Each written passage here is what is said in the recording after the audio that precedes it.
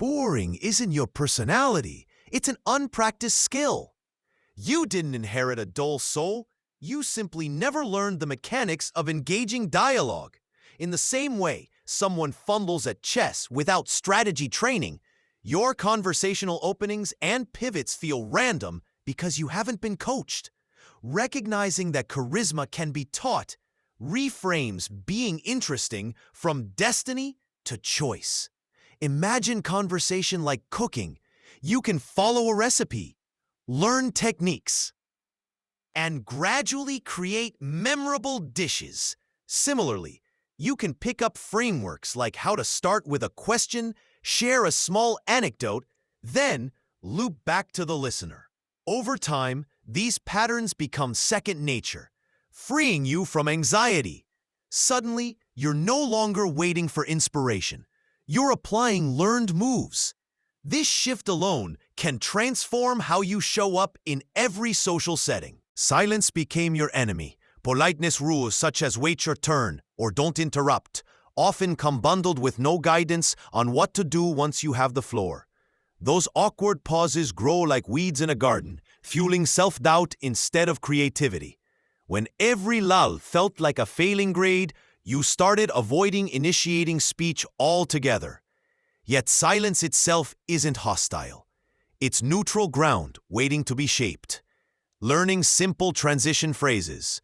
That reminds me of. Now, speaking of that, gives you tools to fill quiet gaps gracefully with confidence. Think of silence as a blank canvas, not a verdict on your worth. By reinterpreting pauses as chances to reset the interaction, you reclaim agency. And with that subtle mindset shift, you'll find yourself leaning in rather than fading out. Conversation is muscle, not magic. No one expects you to bench press conversational gold on day one. It's about gradual strength building. Just as runners track miles to gauge improvement, you can track small wins, keeping eye contact longer, asking follow-up questions, or sharing a two-sentence story. View each chat like a gym session. The more reps you log, the smoother and more confident your delivery becomes. Even a brief text exchange qualifies as a set. Teaching timing and tone in a low-stakes environment. Over weeks of consistent effort, neural pathways for social cues strengthen, reducing anxiety and boosting spontaneity. You'll notice once terrifying group discussions feel more like familiar territory. Rather than an elusive art form, conversation becomes a pragmatic routine you can practice, refine, and celebrate. Truth number 1. Be interested, not interesting. When you obsess over sounding witty, you disconnect from the person in front of you. True connection starts when you lean in and transform your internal monologue. What will I say next? Into genuine curiosity. Tell me more about that. Asking open-ended questions. How did that experience shape you? Invites deeper storytelling. Reflective listening, repeating back emotions or paraphrasing content, signals presence and builds trust. This dynamic shifts the energy. You become the attentive partner, not the performer scrambling for applause.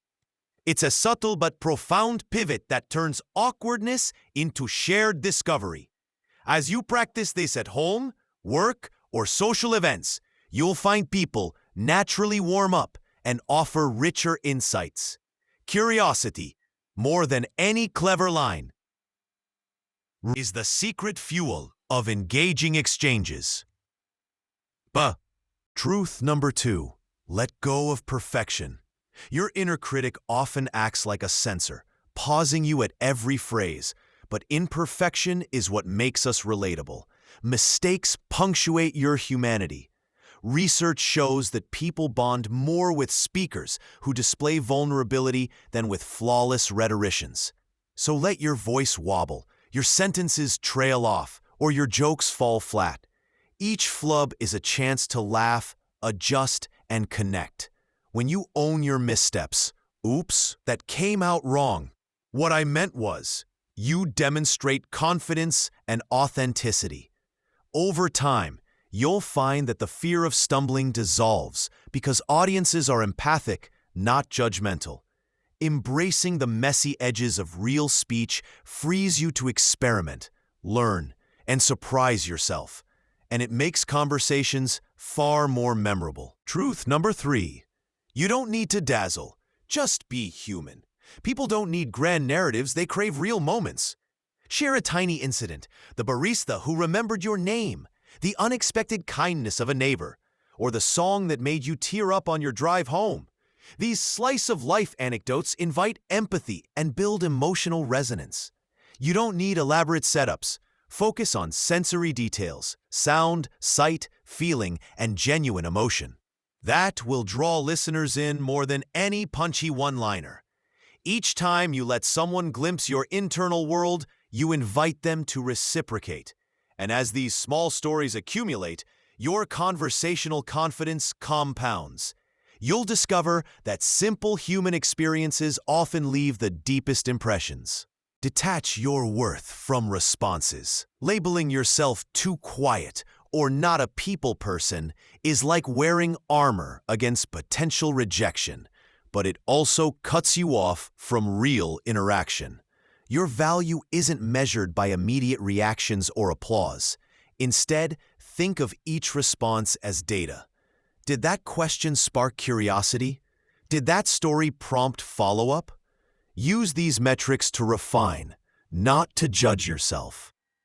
Detaching personal worth from conversational outcomes liberates you to experiment without fear. You'll start to see awkward moments as puzzles to solve, a chance to try a new question or a different tone, rather than as verdicts on your identity. Over time, this mindset shift will erode the self-imposed barriers that once kept you silent. Micro-practices build confidence. Consistency over intensity wins every time. Daily micro-practices, texting a coworker a random thought, asking a stranger for directions, or commenting on a friend's social media post. Keep your social reps regular. These bite-sized interactions carry minimal risk but yield steady growth. Track your progress by noting which micro-practices felt easier each week. You might be surprised how quickly a 5-second greeting evolves into a 2-minute banter. Celebrate those small wins. Each counts toward your bigger goal of conversational ease.